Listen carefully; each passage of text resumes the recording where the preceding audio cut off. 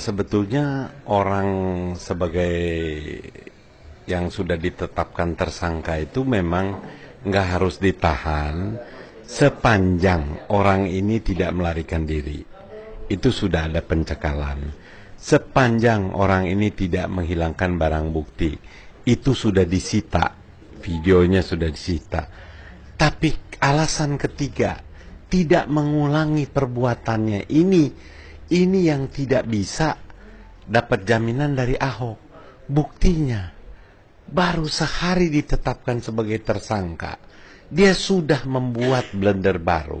Dia sudah menyakiti hati umat Islam dan orang-orang yang ikut unjuk rasa tanggal 4 November. Dengan menyatakan wawancara dengan TV asing, dia bilang itu yang ikut itu dapat bayaran 500.000. Nah, yang begini nih polisi harus tanggap. Orang ini harus ditahan. Oke lah tahanan, nggak tahanan di penjara, tahanan rumah. Kenapa? Kalau tahanan rumah itu dia dibatasi, dia tidak bisa bikin konferensi pers sembarang, karena orang yang masuk rumah dia itu sudah mendapat pengawasan yang ketat.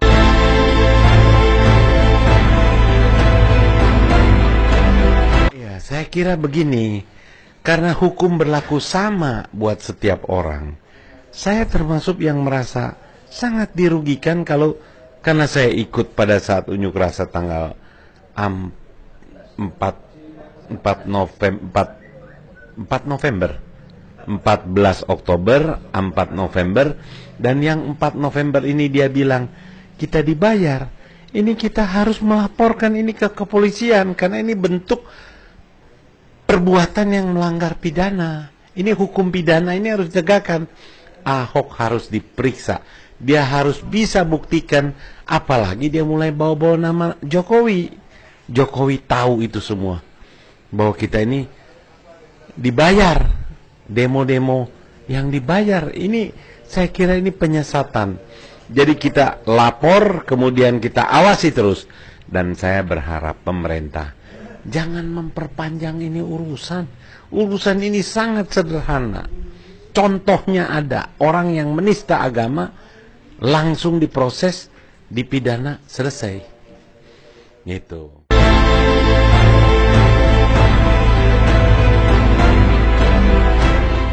Kalau saya, awalnya kita ini semua minoritas ini, orang-orang Tionghoa ini tak kenal maka tak sayang. Pandangannya ini orang yang suka melanggar aturan. Kita cuma diperlihatkan itu kan, kalau FPI itu razia. Tapi teman-teman saya tanya, kita berpandangan begini kepada FPI, kepada Habib ini, emang kita pernah dirugikan? Ternyata teman-teman bilang, kita nggak pernah dirugikan loh. Yang dirugikan itu adalah orang-orang yang kerjanya buka tempat maksiat, orang-orang yang kerjanya tripping, tempat-tempat hiburan yang ada menyediakan fasilitas tripping, ngobat. Jadi kita-kita yang kerja benar ini nggak ada yang merasa dirugikan. Akhirnya kita kenal, kita berdialog. Ternyata beliau orangnya yang luar biasa, santun, baik, dan bisa mengerti. Nah, jadi saya pikir ke depan, dan yang saya bangga, mungkin kalau nggak ada FPI ini, nggak ada Habib Rizik ini, Ahok menista ini nggak ada yang marah.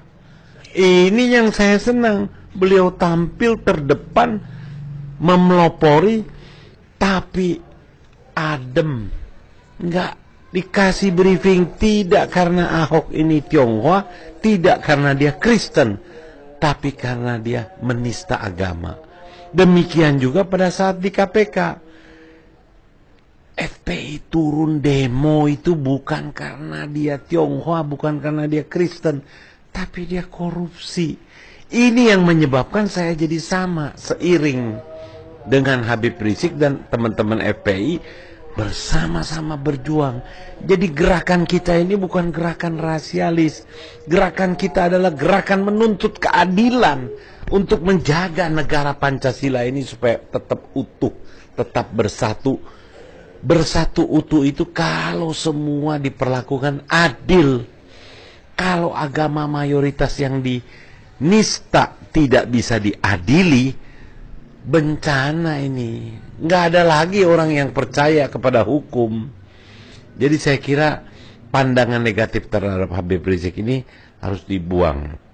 Dan teman-teman saya ini hari ini bikin iklan di koran Rakyat Merdeka, satu halaman itu berterima kasih. Wabil khusus katanya itu kepada Imam Besar FPI. Itu benar-benar teman-teman saya tergerak. Lius ini Tionghoa luar biasa.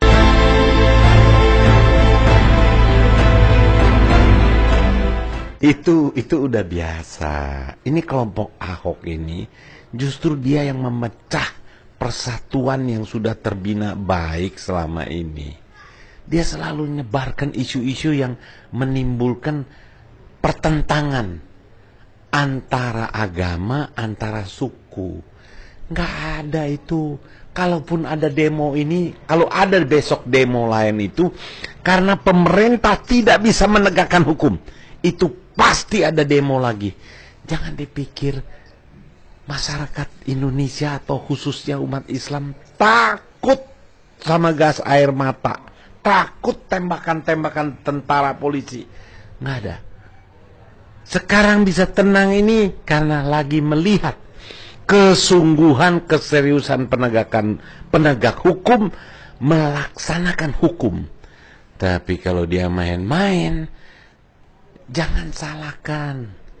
Saya pasti juga ikut di paling depan untuk menuntut keadilan. Jadi kalau sekarang di medsos gitu, itu biasalah. Orang semua tokoh-tokoh yang serang Ahok, yang protes Ahok jelek, itu dibully abis-abisan. Tapi kan kita akhirnya jadi tahu, inilah cara-cara jahat daripada Ahok punya pendukung untuk menjatuhkan image orang. Dan untuk pejuang tidak akan mundur cuma karena begitu. Ingat itu.